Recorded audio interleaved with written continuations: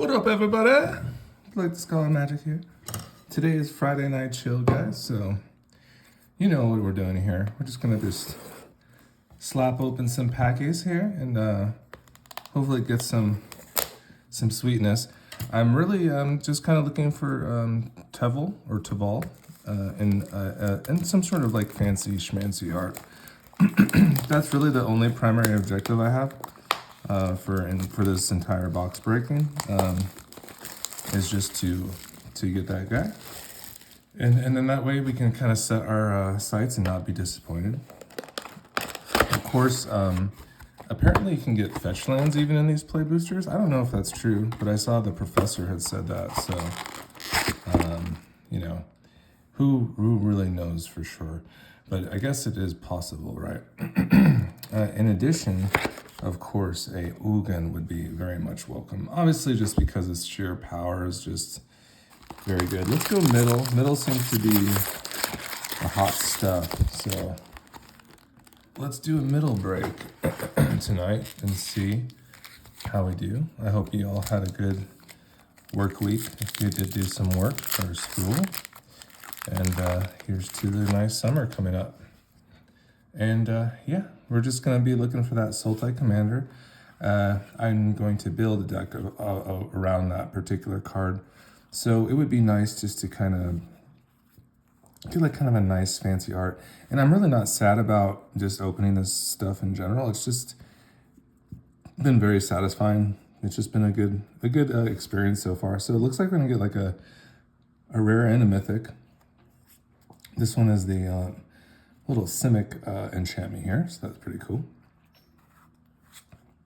And this is a mythic foil, so not a bad start. Parination. I wonder if this fits into our Omnath deck at all. Return target permanent card from your graveyard to the battlefield with a hexproof counter and an indestructible counter on it. It's pretty cool. Pretty sweet stuff there. That's actually pretty cool for what we're doing in the Omnath deck because we're doing like a mutate thing. And you know, I'll be honest, like a card that has hexproof is really nasty for mutate. It's like the akin to like putting like a Swiftfoot Boots. So I think I will slot this in. I actually am kind of a fan of this card for that deck, that in particular deck. So I think I will find it. I am going to be running, I believe I'm going to be running some ultimatums too, but I wonder if like, you know, this is just kind of more responsible and you know, I just have to figure a way to kind of get that stuff into the graveyard in general. So maybe perhaps we'll have to figure that out, see if it fits. But overall, I do dig that. I do dig that in like kind of Voltron-y kind of ideas. And a Dismal Blackwater, so that's pretty sweet. Just put our goodies there. Ooh, yeah, so we're just rolling, man. This just came from Cool Stuff Incorporated. I got some singles from them too, so it's just kind of more efficient for me to kind of find what I need. And I like them. I've liked them over TCG Player, I'll be honest. I don't know. Let me know what you guys shop on for your online marketing, your marketing sphere when you don't get to your LGS. I'm curious to know what you all use and what you prefer. So this is a Naga Flesh Crafter. I haven't really seen this, homie. You may have this creature enter as a copy of any creature on the battlefield. Well, that's fine. And then renew 2 and a blue. Exile this card from your graveyard, putting 1/1 counter on target non-legendary creature you control. Each other creature you control becomes a copy of that creature until end of turn. Okay, that's pretty interesting. Rally the Monastery. Get a little graveyard action out of that guy too. Okay. Shape-shifting action. Yeah, we did pull a mythic already out of like that kind of that bonus slot, right? That's pretty tight. Obviously the Corey Steel Cutter is probably something we'd be looking for. Otherwise, I'm just gonna really set my sights on the Teval. I'll let you know if anything kind of piques my interest out of these. But yeah, it's just kind of a fun, this is basically a dragon themed set if you haven't been kind of aware of it so far, and it's nice. It's called Tarkir Dragonstorm. So you get a lot of decent dragons in here. This one will definitely get you some life gain. which is nice whenever it enters or whenever another dragon enters the battlefield. You get some life out of it. It also will fetch up some forests for you, like kind of like a cultivate, but they'd have to be strictly forests. They couldn't just be any colored basics. They're forests in particular. But if you do pay into that cost, this card will shoot back into your library, so you can just fetch it out later and hope to get some more action. It's very versatile. Fire Rim Form, Jungle Hollow, and a Reliquary Dragon.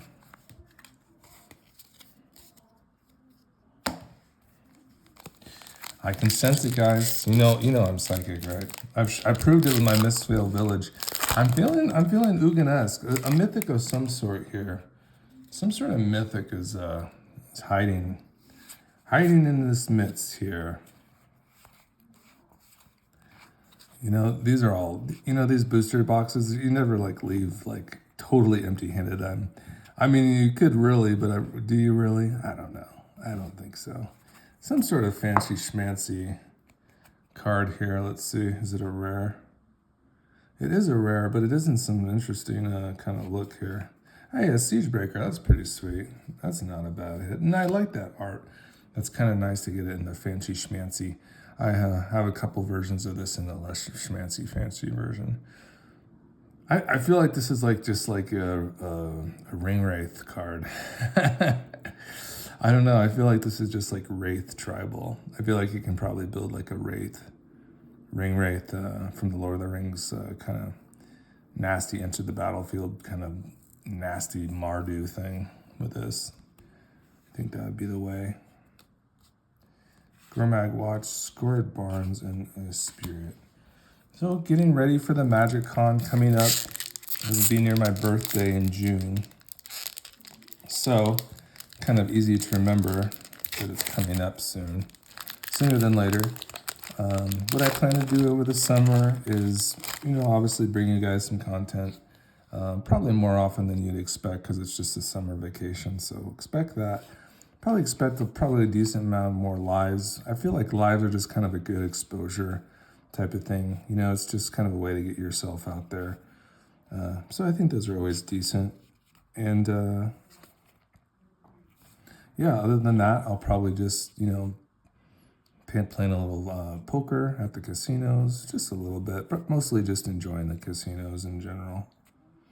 Just like to kind of, even I found a new love for video poker. I don't know if any of you play video poker, but I have been watching a content creator called Vegas Matt, and I really encourage you, if you really are into kind of responsible gaming, to look at the video poker like Ultimate X. It's a very rewarding kind of game to learn. It's kind of good for Magic Minds. I'll be honest.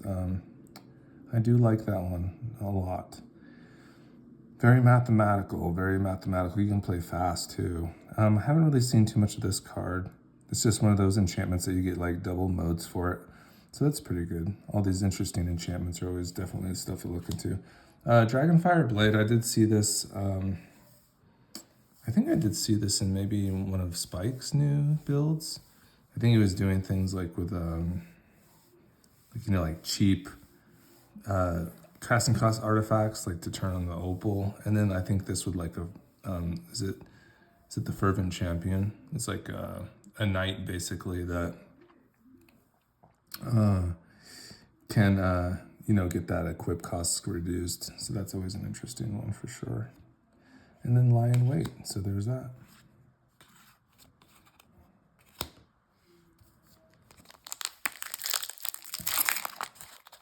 And we're just rocking and rolling, guys.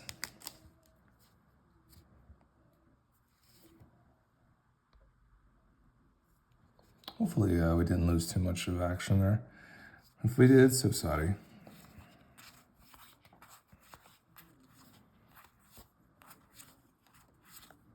Ooh, yeah, these are always interesting too. Like lots of beanstalk support, lots of 3-color support for these particular set. Look at the top 4 cards of your library, put 2 of them into your hand and the rest into your graveyard. Yeah, that's kind of an interesting just get into it type of card, God, I feel like that kind of fits into what we're doing too. Yeah, I like these cards a lot. They're really cool. Get that one set there. Kind of slow roll this one. Got one mythic so far. That was in a different slot than the normal slot too. So another rare. This looks like a saga. Yeah, these are very plentiful, these sagas. You get like a lot of these for sure.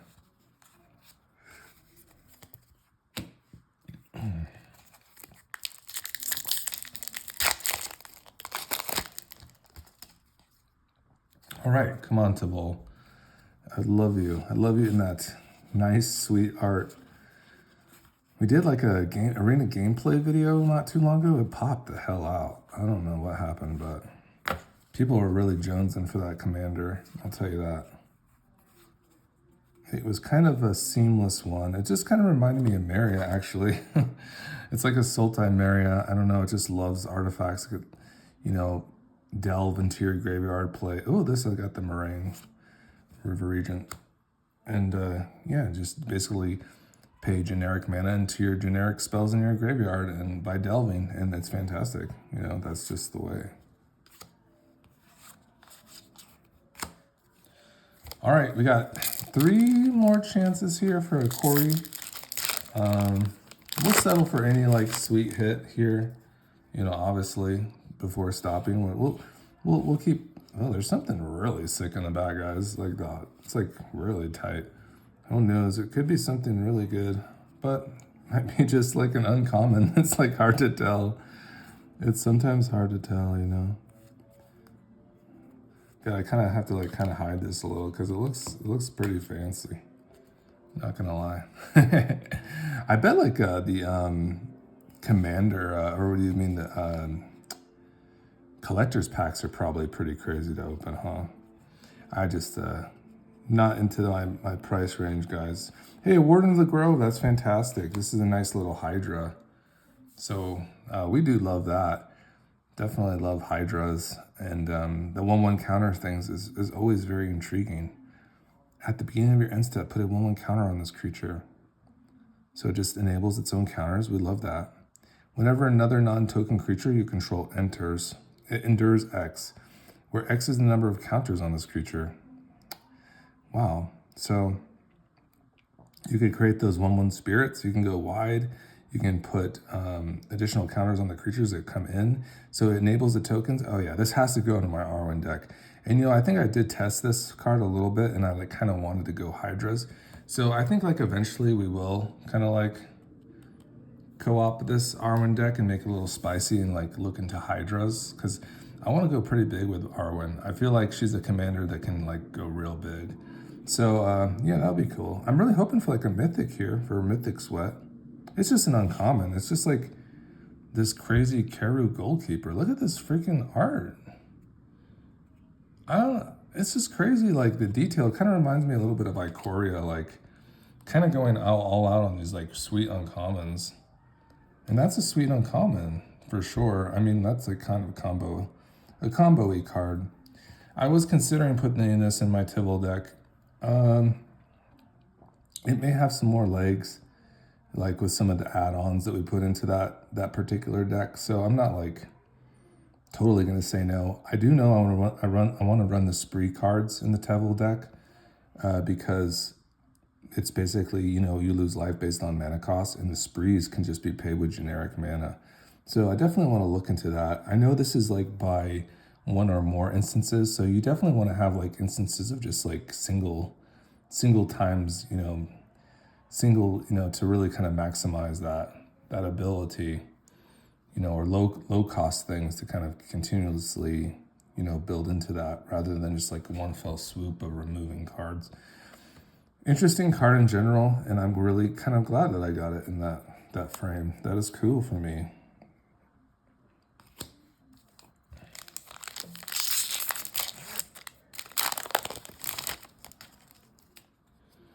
All right, so some sweet pulls, and I think I like that also.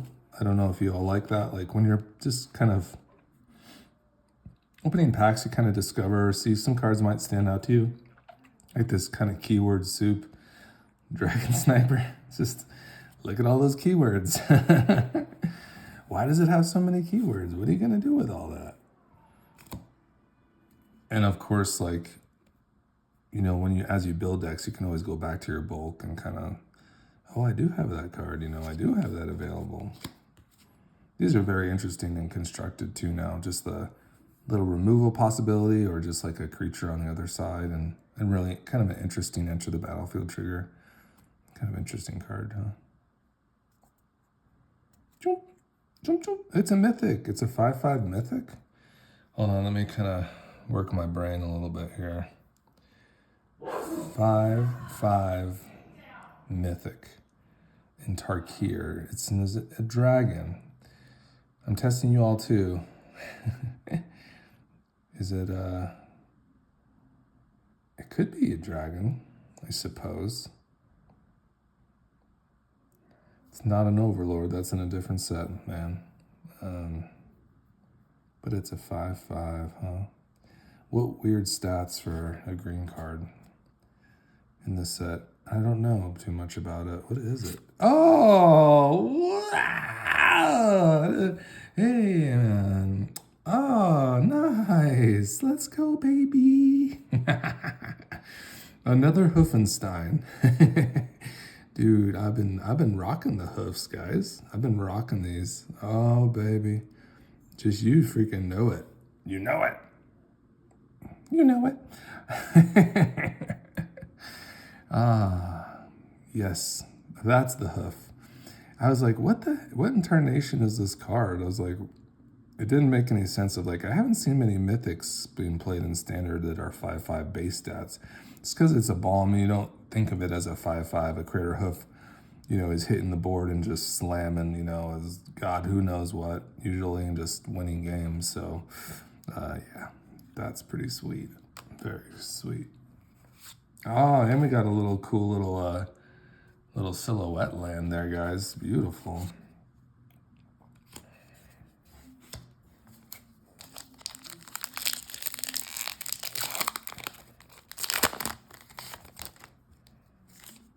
Well, thanks for maybe taking some of your time out for me today. If you like what you saw today, hit the like. That's all I ask. Thanks for coming this far. We're going to be at 400 subs, so, we're always got the giveaways, all these, the incentives to watch, but, I also just enjoy you guys, interacting and looking forward to the deck techs. Overall, kind of like a review of kind of what seems to be, the exciting stuff before we get into this. It's really kind of been, I would say, the Omnath deck, and I have kind of started to put this one together again, so you can kind of see some of the hot things we're kind of working with so far. We're definitely going to be doing Mutate.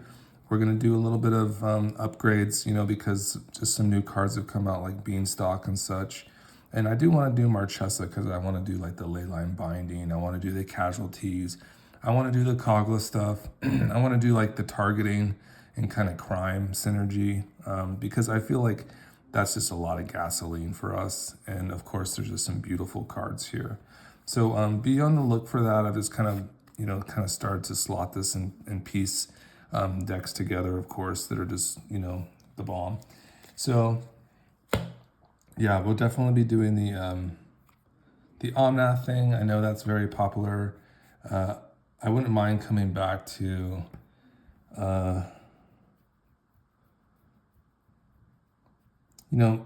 Sauron was pretty popular too. I think that was kind of a popular one. So maybe perhaps we'll get back into Sauron as well. We'll see. We'll just have to see. What's this? A 1/3, a Sidisi. I don't know too much about this. Is this guy any good? Let's see. All right. 2 cost, legendary creature, zombie, snake, warlock. So some nice keywords there. Sacrifice a creature you control with mana value X, other than Sidisi. Return target creature card with mana value X+1 from your graveyard to the battlefield. I like that. I think that's pretty cool. How interesting. God, and it's just a tap? This is such a weird, like, kind of grease fang card, isn't it, guys? I have, like, really went all in on just vehicles. But having another sacrifice outlet, because you're just bringing back mega bombs with huge mana costs, you can definitely go big with a card like this. especially all the entomb effects and dredging that you do.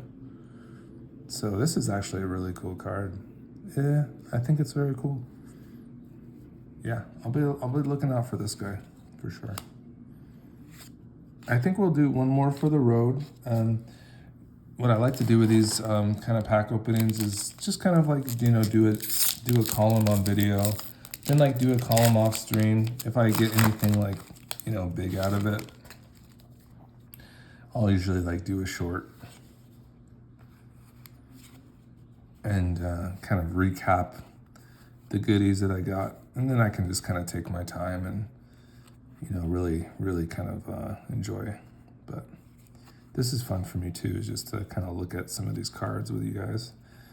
Kind of got an interesting one here. Looks like there's some sort of also showcase. So lots of like kind of showcasey type of things in this kind of feature. This was just, I wonder if this is any decent. It's kind of create some bodies, then some double strike. That's a mythic. Wow. It looks nice too, like whatever it is. Okay, it's got text. It's not Tivol. Monks. Just got Revelation, huh? Interesting. It's interesting. It's all the fancy-dancy. Return target spell or permanent to its owner's hand. Jeskai Revelation deals 4 damage to any target. Yeah, this was kind of nasty in the early Jeskai list. I don't know if they still play it. But yeah, it was kind of nasty in the new standard. That's a lot of stuff. Okay, return target spell or permanent to its owner's hand, Jeskai Revelation deals 4 damage to any target. Create 2/1/1 white monk creature tokens with prowess. Draw 2 cards, you gain 4 life. Man, there's just so many interesting like 3-mana cards, and they just look so interesting for Omnath. I'm like kind of like comparing these.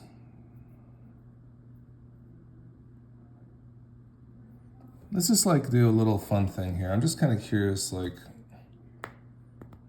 what looks better? I mean, these ultimatums are not easy to cast. That's for sure. I mean, we are 5 colors, but it's kind of rough, right?